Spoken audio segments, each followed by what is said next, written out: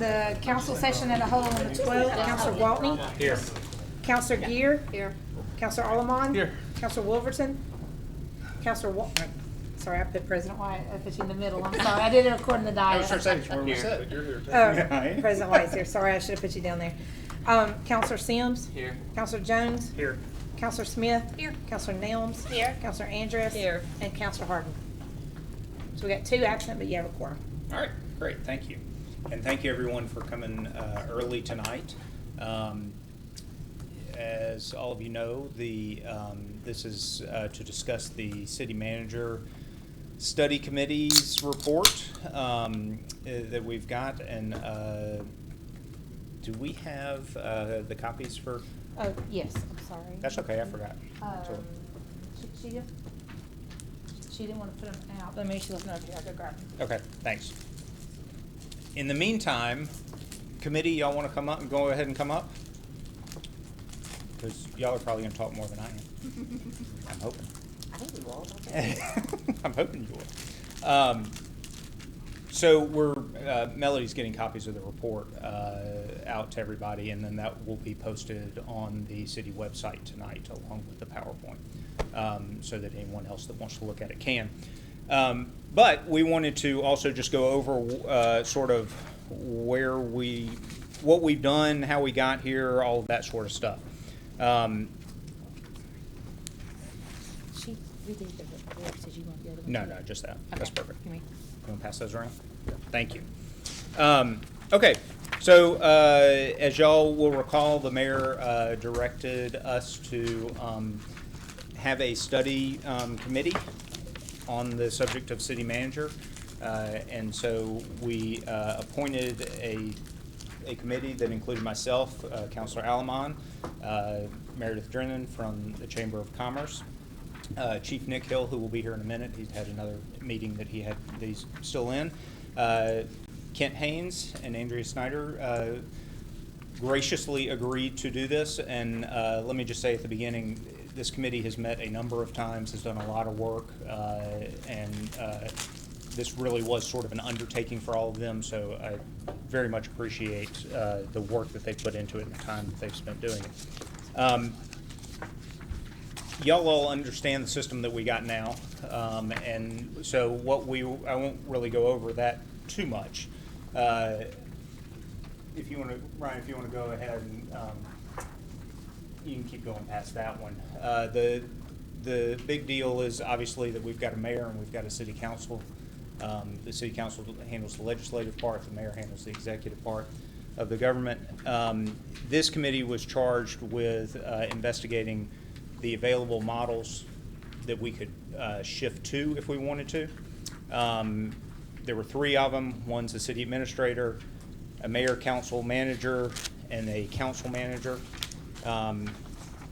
So what we did was we divided into 3 subgroups. Each subcommittee then investigated one of the options, and we went through a number of meetings. If you want to keep going, those are all the meetings that we did, including a public interest meeting back in November, where we discussed it with members of the public. We had various people that we talked to, including Alan Rice, who's the city administrator in Hoover, Sam Gaston, who's the city manager in Mountain Brook, and Jeff Downs, thank you, who's the city manager in Vestavia. And so we talked to them about each of their, because each one happens to use a different model. So we talked with each of them. And what we have tried to do with the report is to come up with sort of the advantages and disadvantages as we see them to each model. This committee doesn't have any authority. The authority as to what to do lies with the council.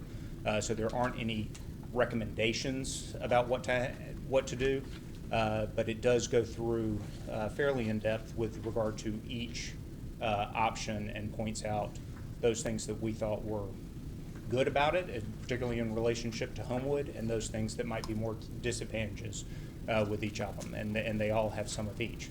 So with that, I'm going to hand this over to Kent, who's going to talk a little bit about the things that are sort of common to all of them, and then he's going to go into the council manager model for Vestavia, and then we'll roll through the rest of them after that. All right, thank you.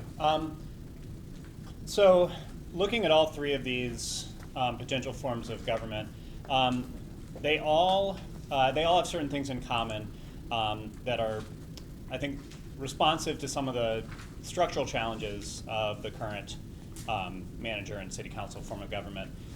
So one of the things that they all have is somebody sort of full-time with subject area expertise in the operations of a city, who every department head can reach out to, which is something that we heard, well, from members like within city government and outside of city government. One of the challenges of a city that's grown to the size and complexity of the Homewood city government is having a mayor's position that by its nature currently is a part-time position, and it's difficult to balance that with the size of the city government. That would then, though, require a payroll increase for either, well, for whoever that city manager or city administrator role would be. So that's something to keep in mind, that all of these have that as consideration. We also think that they all have the potential for finding significant efficiencies within our city government, so that the city government is able to provide more and better services for the amount of money that we bring in with our annual budget, that sort of thing. So potential savings or improved ability to provide services and responsiveness and things like that, just because of again, somebody just full-time at the head looking at that, particularly in terms of coordination between departments, so that things like bids for materials and things like that can be more highly coordinated.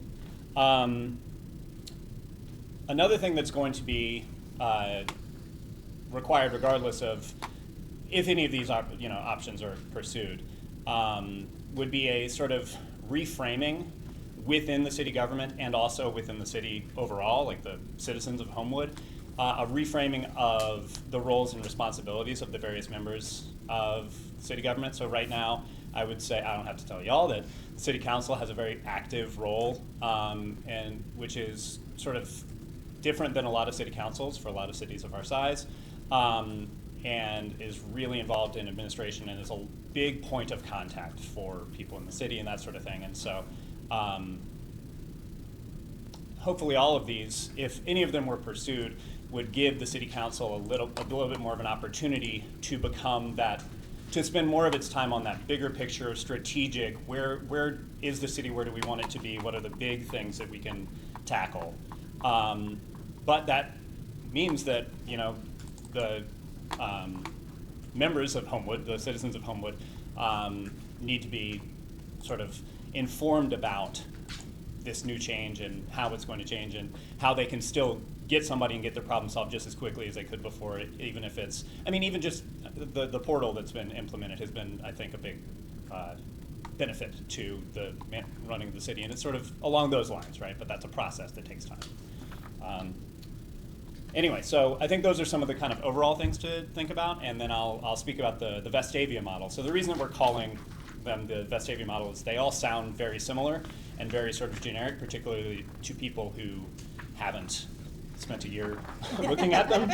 So we're just calling them basically by the city government local structure around us that works on this. So this is the Vestavia model, the council manager form of government, is an official form of government that the state of Alabama has created like a set of guidelines for. And so this essentially has a city council that is composed of ward representatives and an at-large position, that's the mayor's position, who essentially acts as the president or head of the city council.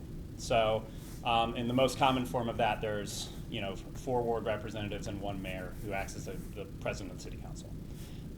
And they then hire a city manager who is the full-time executive in charge of the operations of the city.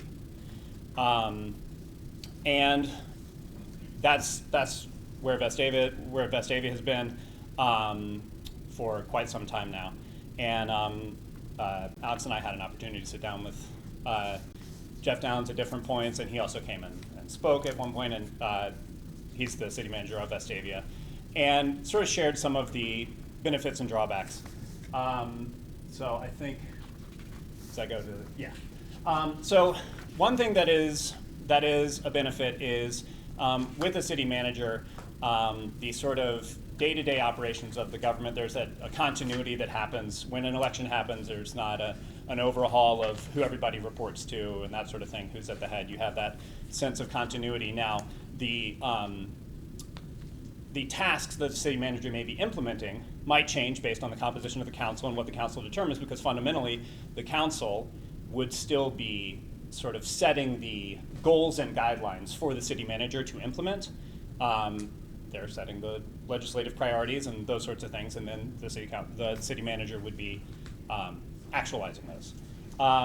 There's also, and you'll see this as we talk about the other models, it's codified in the state of Alabama how this operates. It's very clear what are the sort of expectations and legal authorities of a city manager as compared to the council.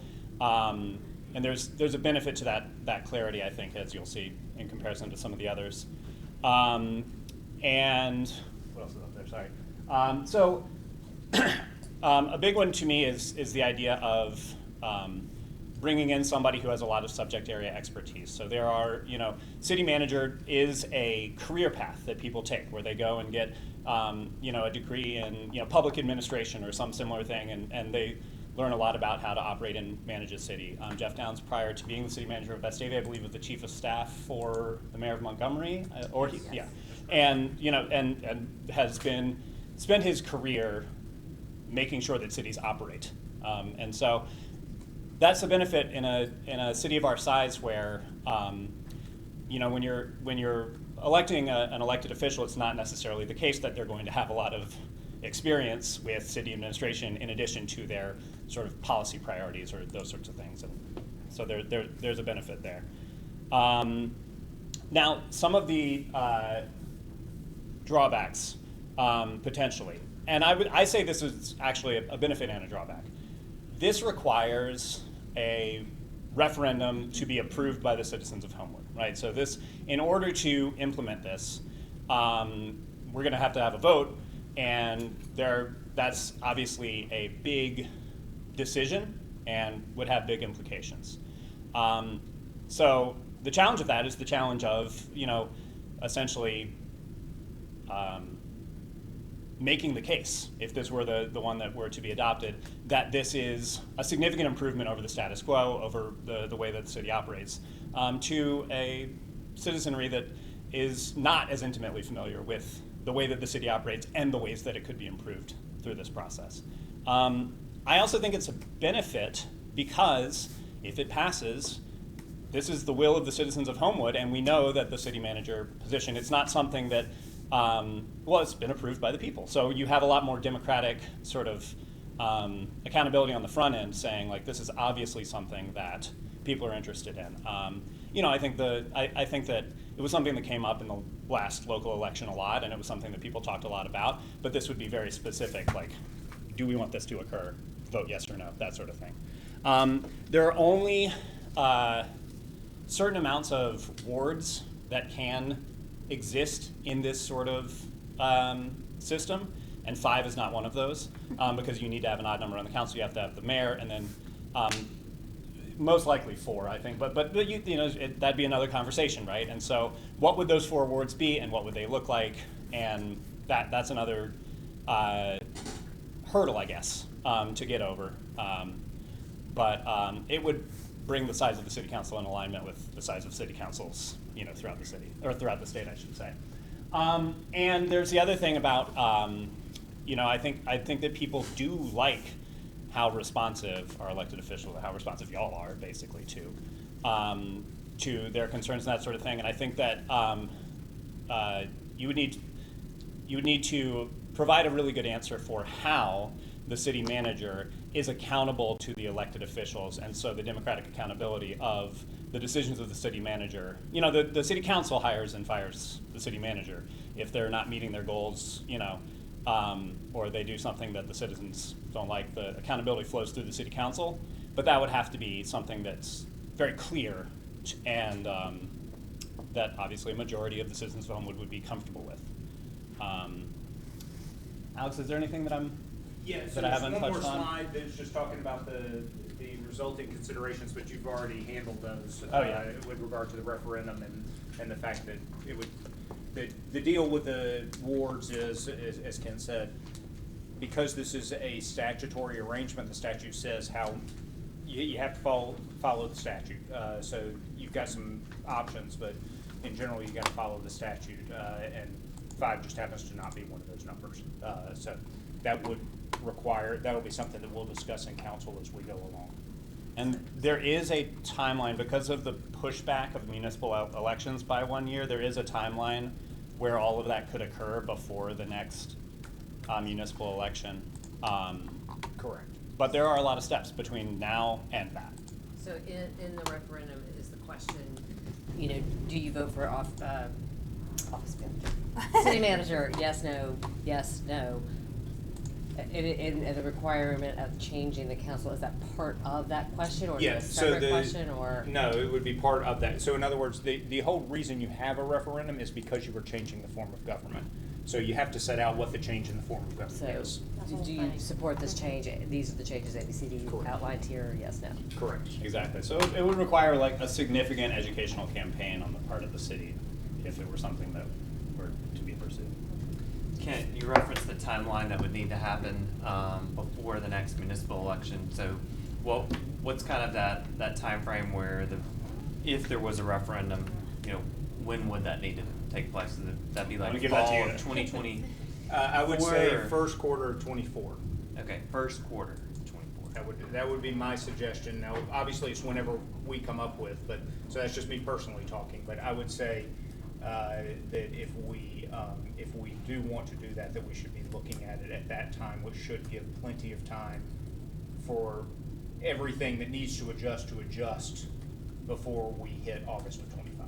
And it would also be wouldn't it also be the case that the current council would need to, if it passed, the current council would need to have the hiring process Yeah. for the city manager, so that the city manager is sort of being onboarded at the point of the change of government, because you don't want to lose the mayor and then not have the city manager hired. Yeah, you Right, want it to don't be, want- you want it to be seamless. What we don't want is in November of '25, the new council takes, which may be a reduced size council, takes their seats, and now they've got to start the process of going to find someone, which is going to be a lengthy process. So the timeline that I have in my head is, if there's going to be a referendum, that would be, like I said, first quarter '24. Then the council could undertake the process of retaining a city manager that could then become, you know, start to learn about Homewood, and Homewood can start to learn about that person. And that person will be ready to go in November of '25 when the new council takes its seat, instead of that new council with a mayor sitting on the council that then it has to take '25 and '26 to find someone. So that's sort of the timeframe. So does a city manager fall outside of the personnel board, or is that a position that is required to be hired through the personnel board? We need to confirm this, but I think we're gonna be able to go, I don't think it is. It We have new information. I was about to about the say, personnel they- board, too. Oh, okay. Yeah, Okay. didn't they, yeah. I don't think Well, yeah, Jeff well, Downs is that- the personnel that's coordinator. Yeah, Yeah. I don't even, separate from, I know what y'all, Yeah. but separate from that, I don't think that the person, this is a position that requires the personnel. Okay, and, They have the contract, I think, they just, like, was. Correct, they just signed a contract. like yeah, Mhm. so it's just like any Yep. other employee who just signed for Mhm. one.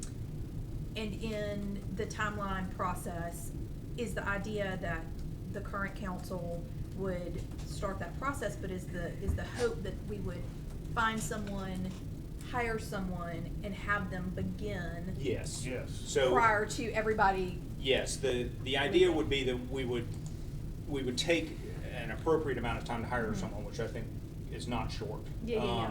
But that at least hopefully by the beginning of '25, that person would be in place, learning about Homewood learning about them, everyone getting used to it.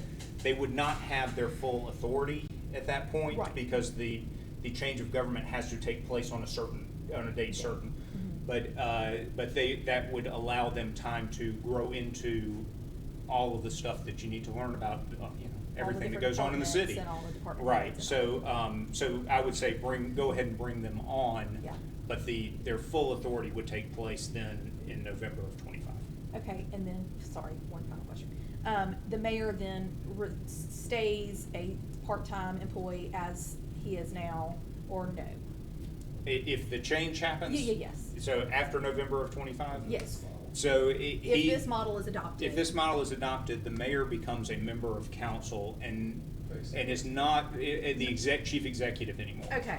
He is really more sort of a hybrid role that would be sort of a combination of Of the two. certain aspects of the mayor and certain aspects of the president of the city council. Okay. The mayor would run the meetings, handle all that. Right. How we defined that role, we would have some flexibility in. So Okay. that would be something we discuss. Okay. So we said the redistricting would have to change. The numbers have to land on an even number, is that what? Well, yeah, if Basically? the number of wards would have to be an Wards would even have to number, be an even but number. even separate from that, the statute is specific about what numbers you can have. So what are those numbers? I'd have to go back and look at the statute to tell you to give it to you accurately, and I think that's something we will discuss. 2, 4, 6? Yeah, I know 4 is, I think 4 is the option that is. Two city council walking around the corner. That is commonly used amongst most cities that have this model. Yeah. What we decide, I think that's a longer discussion that we need to wait and let council have, Okay. because that's something that falls squarely within the council's discussion rather than this committee. This committee is just pointing out that's Sure. something that the council will have to consider. Okay, and then the other thing I Mhm. had a question about was the hiring and firing process. What does that look like? I mean, because essentially at this point, it's election. I mean, that's how somebody here would come or go. Mhm. With the city manager, is it just, we Majority put it of on the agenda and it's voted on, next week? Or what is the process like for So, going about changing? so again, the council could sort of decide how it wanted to do this. I'm just speaking for me. What I would envision is that we would do a search of some kind and go through an involved process that would provide us with candidates. I think Homewood is a job that will get a number of good candidates. Sure. And then we will decide how we want to go about evaluating those candidates, and then ultimately the council will choose who that person is, just like Sure. the new council will choose whether or not to retain that person. Sure, and that's what I was gonna say is, are they retained on the same cycle that the council would be, or is there a potential that would change in sign the a- middle of a cycle because They they're sign not a- They could, yeah. fulfilling their They duties? sign a or- contract, so it would just depend on the length of the contract that you sign. So just for example, Yeah. in Vestavia, when they first changed to this model of government, they hired a city manager who, it became clear had, his focus was not in the areas that they were most focused on. I think they were really interested in economic development at the time, and they realized that city manager, that wasn't his area of expertise. Sure. And they realized, that I think fairly quickly, and I think within a year. Yeah. They Randy had- Robertson was his name. Yeah, It was about a year. and then they hired Jeff Downs, and he's been there for quite a long time. And so, the In bit. order to remove that person, It's just a contract, it's just like any other contract, so you can break a contract, you Gotcha. just gotta deal with the consequences. I think of some it's breaking sort of the contract. severance or something Yeah, like a that. Right, so majority it's vote just of an the, a employment majority vote of contract. the council, I I gotcha. believe is the statute, it's just a Yeah. majority vote of the council. Whatever the council chose Sure. at any given point can choose to enter or get out of a contract. Sure. So I just was interested about the mechanism. So- Yeah, it's just like any other employment I contract. gotcha. Yeah, Jennifer? So, at the newly formed Jefferson County Greenways Commission, we are hiring a search firm to look for park superintendents. Is that, do you envision us hiring a search firm? I think that's Yes. something that we would certainly consider. I hesitate to I mean, speak for 11 that's other what they do, people Yeah, exactly. if I don't have to, but, Yeah. I would certainly think that would be something that we would discuss, yes. We'll put an RFP right now for that, so. that process. All right, so let me move this along a little bit. Next, we have the Mountain Brook model, which is, and we're hearing Carlos. Hey, Carlos, I'm Andrea Snyder. I'm a resident and local business owner. So thank y'all for letting me learn about this. It's been very enlightening. So Carlos and I researched the mayor council manager model, which is what Mountain Brook does and has been doing for about 30 years with the same city manager. Our mayor would just maintain his role in the executive branch and not much would change. The city manager would report to the mayor. The manager, we have reports to the mayor. And, next slide. And I'm just gonna refer to what we learned in Mountain Brook. So what the mayor can do is just concentrate on community engagement and bringing just the sentiment of the community back to the city manager and just focus on being out in the community. The biggest advantages, there would be no changes as far as any kind of structure, does not require a referendum, so it might be a little easier to get passed, so to speak. We don't have to get it passed. I guess a disadvantage to that is you could decide this is the model that's going to go forward and the community would not have a say in it, so it depends on how you want to look at that. And then I think the biggest drawback is that the roles are a little ambiguous and the mayor is not on council anymore and he does not have a vote. And it's worked so far in Mountain Brook because they have a good relationship with each other, they understand each other. But if our city manager and mayor did not get along, there would not be a clear path of how do we handle that. The mayor could fire the manager at any point that he wanted to. So just in my viewpoint, the biggest advantage would be not much change to city government and no need for a referendum. And then the biggest disadvantage would be the ambiguous roles and that not being defined. And I'll let Carlos. I mean, I think that's a really interesting model. It happens to work in Mountain Brook because they have a great city manager. We had the pleasure of talking to Sam Gaston. He is a remarkable leader there, and he has a great relationship with department heads as well as his mayor. So they've been able to cultivate something over the past 30-something years that works for Mountain Brook. Now, I will say that Mountain Brook is very different than Homewood, right? Our retail, our business sector is much more robust, I feel, than Mountain Brook. They're very residential where they are. I mean, they have their villages, but we also have an industrial component to our city, so I think that the challenges are somewhat different as well. I think that in talking, one thing I will point out, potentially the city manager can report to the mayor or the council. That would be something that we decide.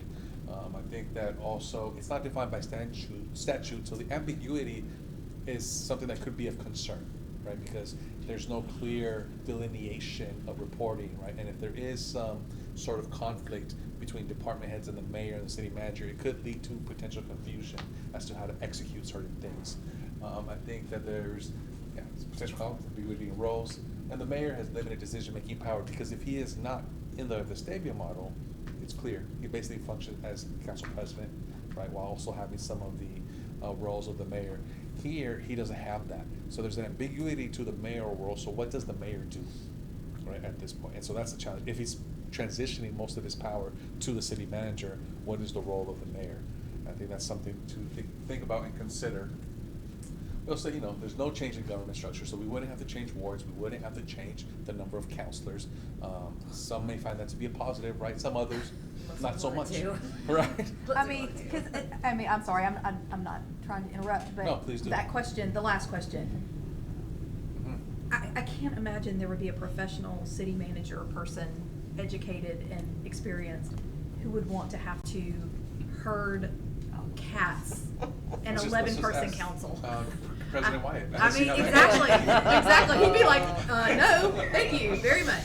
I can't imagine there would be a need for 11 counselors with a city manager. That worries me. I have another question. Go ahead. My understanding in Mountain Brook, that every 4 years, Sam Gadsden has to be rehired.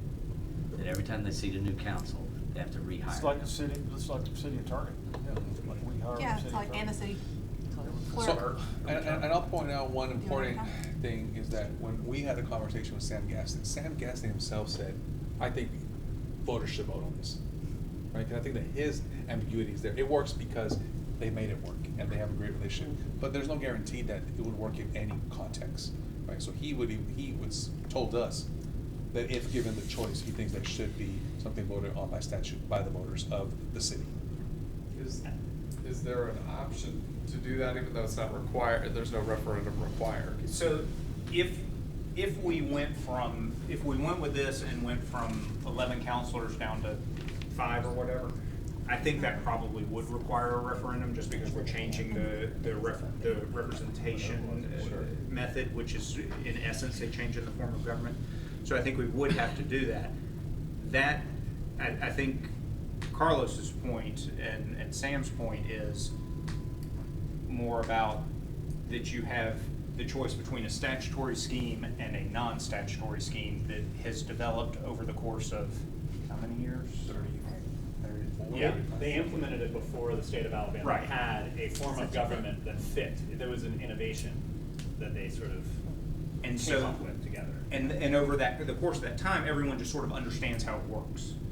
But the statutory scheme explains exactly what each role is, or at least how they differ from each other, and it allows everyone to sort of stay in their silos a little bit easier. It'll be interesting what happens post San Gaston Mountain, right? Well, and I mean, I will say this, Yeah. I mean, like to Andrea's point, they've been very fortunate Yeah. that the mayors that they have had Sure, have correct. been very willing to accept the role as community engagement. I mean, Stuart's always out and posting and, that, he doesn't necessarily, he's got a company he runs, he doesn't need to do that. Correct. So if you hit somebody who doesn't agree, They then could you got always get problems. a mayor who changes his or her mind and Yeah. says, nope, you're not in charge, I'm in charge. Mhm. And, you can go sit in That's your scary. office and answer the phone and whatever, but I'm the one doing everything. So, yeah, I guess that was gonna be my follow-up question was how do they handle the ambiguity that They just exists? have to find out and they They trust just Sam worked it Gaston. out. And Sam mayors- is so graceful. I mean, he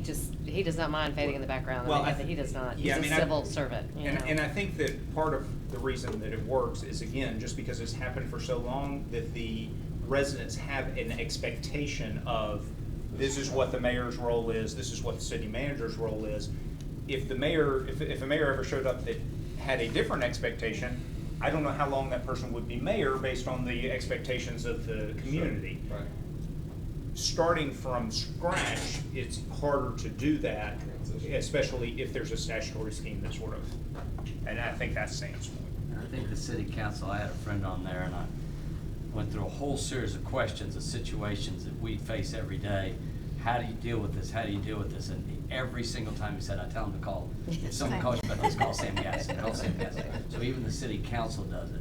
I believe we would not get the same person for that job as we would the Vestavia job. I think it's also interesting that their committee structure is differently, works different. Like their councilors don't necessarily serve on all these different committees. Sam puts together a finance committee made up of different economic leaders of Bound Brook, so that's different too, right? So all I have to say that's potentially a good thing, but when it works great. There's no guarantee that it will. Right. Yeah.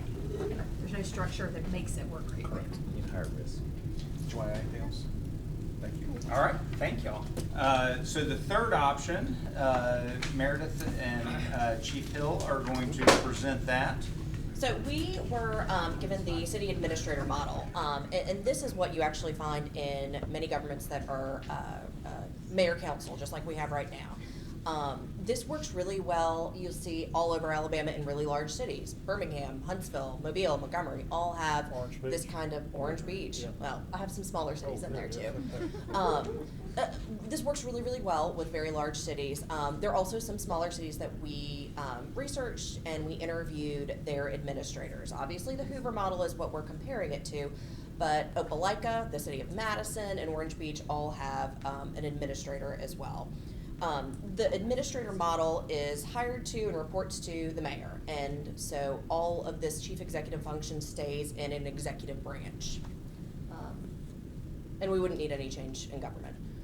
Some of the advantages, like we said, there's no change necessarily in government. We could go out, hire an administrator, nothing would change. There was a really clear separation of powers in, you have an executive branch, the mayor and the administrator in that branch, and then the city council would still serve as the legislative branch. So there is that separation. Unfortunately though, there are some really clear roles. What we found in Hoover was that, also because it's not necessarily codified, any mayor can come in and change that administrator's role. They can make them a secretary, just with the change in an election. One of the things we heard from each of the administrators we interviewed was that this works because the mayor and I get along really, really well. If a mayor came in and we didn't get along really well, this would not work at all. So there's a little bit of a balance there between those clear roles. One of the things they all said also was this has the potential to be a little less political because you're reporting to one person, the mayor, instead of maybe trying to corral the city council into voting one way or another way. You're not necessarily trying to lobby. So it can be less political. Some of the drawbacks we saw, and it's not codified, so it's not necessarily required, but you see this working a lot of the time with a full-time mayor. If you hire somebody full-time to be an administrator, their supervisor is not full-time, so there's some confusion there. So I think there would have to be the consideration, if we hire a full-time administrator, would we need a full-time mayor? Of course, that result would be 2 full-time salaries, and like I mentioned, this relies on clarity between the mayor and the administrator. Again, and you're not guaranteed continuity between administrations. One of the things that I think we've talked about throughout this presentation is that the benefit of some sort of professional city management is continuity, and this doesn't get you there. You want to talk about some resulting considerations? Sure. So the biggest one is the full-time mayor. Is that necessary? Of course, there'll be a second salary at a higher rate. And then the reduction in city council size is never addressed, so you still have the same number of council members that you currently have. In addition to that, that's pretty much it. That's the salary implications, and then the full-time mayor. That's probably not too different from us with the mayor and JJ, really. It's a similar structure. Right. But the city administrator, most all of them have all of the city departments reporting directly to them. There are a few we spoke to that maybe fire or police doesn't report directly to them, but every other department, that's their supervisor. So there's a little bit of wiggle room there. Yeah. In Alabaster, they do theirs a little bit differently because, first of all, Scott Breakville is not a full-time mayor. He is part-time, and Brian Benzer is their city administrator. But also Brian focuses a lot of his efforts on economic development, and all the department heads don't report to him. Right.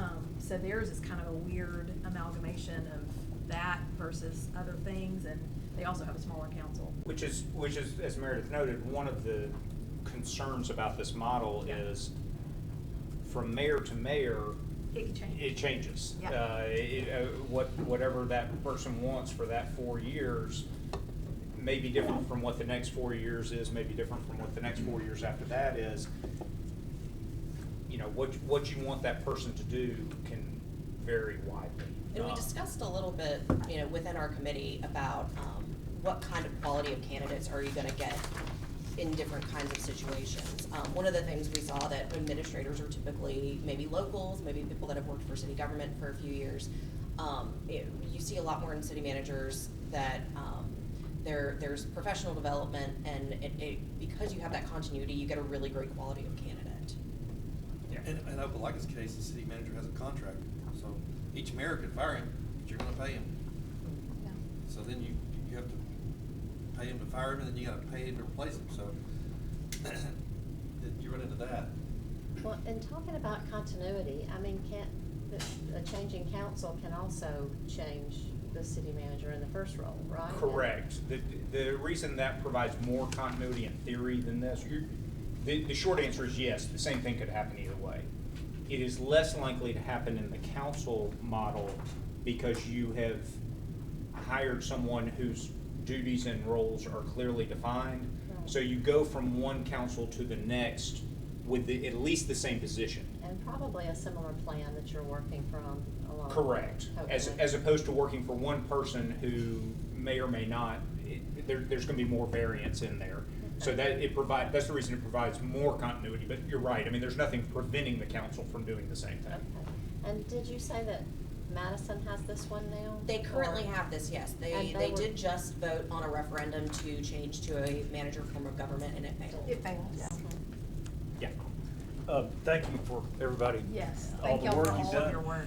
I'm just wondering, this is an ad hoc committee, and typically in the past when we had ad hoc committees, I was just wondering, are the 6 of you going to meet and duke it out and say, my way's better? I mean, I love the think they have fact a we're gonna all recommendation. deliberate on this, but this ad hoc committee, you've been living and breathing it. So I'm just wondering, what is the process? So we were very clear in setting up this committee that we didn't want to run afoul of any rules with regard to who has the authority to do what. And so the council's really the only one with authority to make the recommendation. So this committee is not going to make a recommendation. That's why we set it up this way with here are the advantages Okay, and so no disadvantages. recommendation, just information. That said, I think that everyone who was on the committee has voiced that they are more than willing to help talk to anybody, do whatever they need to as this process moves along. The way the process will move from here is sitting in your committee on the table. It'll at some point, maybe even Monday, we can take it off the table whenever y'all are ready to start having the discussion. And then we will, I don't think this is a short thing. I don't think it's the kind of thing that's like most of our stuff where, comes up and we get it out of committee and it moves on.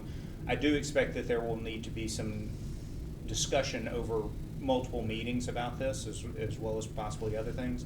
And Will there be a public hearing? well, yeah, I mean, once we decide on something, I don't know if one's is required, but yes, we would have one. And again, once we get to a recommendation, there would certainly be a public hearing. There may be other steps that we want to do as a council along the way as well. But that would be the process, and then again, moving towards that timeline that we sort of talked about earlier. So that's, we don't really have much time for any more questions tonight, but certainly, again, if you want to talk to the committee members at any point, they are more than happy to talk with you. I would just like to thank a few people once again. First of all, Sam and Alan and Jeff and Barry Copeland, who came to speak to us. I would like to thank the mayor for putting us on this path and setting us off with an idea of what to do and a goal. And then I'd like to thank all these people again because, like I said, this was a lot of work. This was not signing up for, I'm going to show up and wave in the parade. This was, I'm going to meet once a month and I'm going to go talk to people outside of those, and they spent a tremendous amount of time doing this. They did a great job. They really took it seriously, and as you can see from this presentation, and once you get a chance to read the entire report, they really did a fantastic job of looking into it and provided the council with the information that it needed to get started down this road. So Yeah. thank you all. All right, and with that, I think we are adjourned